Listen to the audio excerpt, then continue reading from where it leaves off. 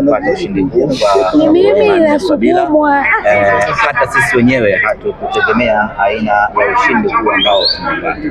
Tulikuwa na pressure kubwa, tulikuwa na hofu kubwa kwenye mchezo huu kutokana na ubora wa mpinzani wetu TRA, na hilo tuliliweka wazi tangu mwanzo kwamba tunakwenda kukutana na mpinzani mgumu kweli kweli.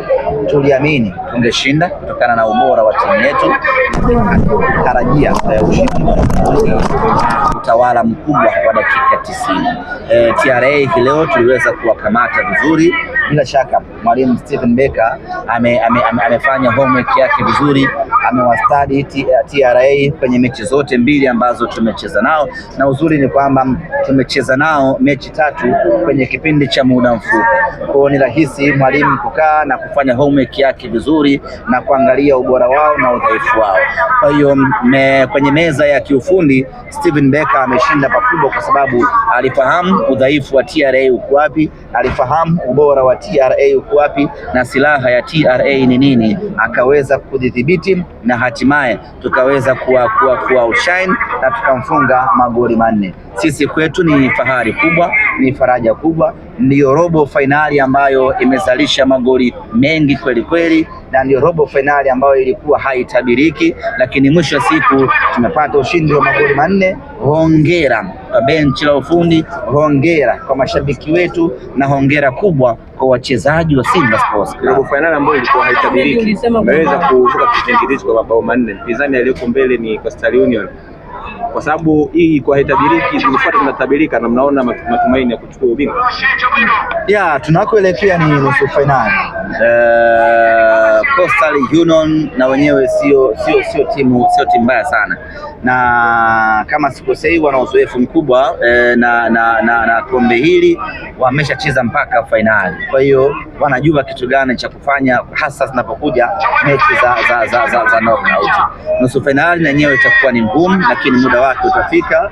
Tutajipanga kwa muda wake, tutajiandaa, lakini niseme tu kwamba itakuwa ni nusu finali bora na nzuri. Nabi Kamara amerejea uwanjani, tueleze kidogo alikuwa anapitia nini na leo umeonaje? Ni mambo ya rotation tu.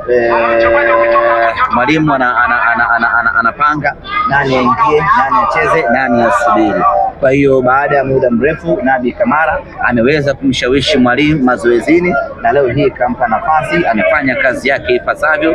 Ni jambo la kutia faraja kuona kwamba kikosi kinazidi kutanuka, watu wanazidi kuaminiwa, na uzuri wa hivi sasa Simba Sports Club, kila mchezaji ambaye anapata nafasi anaonesha uwezo mkubwa, anaonesha ubora wa hali ya juu.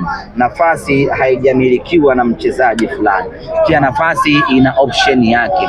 Kwa mchezaji akipewa nafasi anaonesha ubora mkubwa, kwa sababu hana uhakika mechi inayokuja kama atapata nafasi, na hiyo kwetu inatupa faida kubwa ya kuwa na kikosi kipana na ushindani ndani ya kikosi. Namna gani ya kumzuia Chama Sifuri?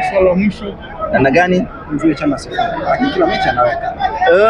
Hakuna namna, labda akose mwenyewe tu kwa kudra za Mwenyezi Mungu, lakini hakuna mchezaji yeyote ambaye anaweza kumzuia Chama asitimize majukumu yake uwanjani. Ana uwezo mkubwa, ana utulivu wa hali ya juu, ana akili ya mpira wa miguu, ana uwezo wa kufunga, ana uwezo wa kupasia. Ndio mchezaji ambaye anaibeba timu kwa asilimia kubwa kwa kweli, akishirikiana. Na katika mechi ya leo amefanya kazi yake, kamaliza. Mwalimu kampumzisha kwa ajili ya kujiandaa na mechi ya Coastal Union, akampa nafasi nalo ingia vile vile, ameingia, muonesha moto wake. Ni dhahiri shahiri kwamba hivi sasa Simba Sports Club hatuwezi line up kuangalia huyu leo hayupo, tunaanza kupata mashaka. Hii ni mechi ya 3 kama sikosei.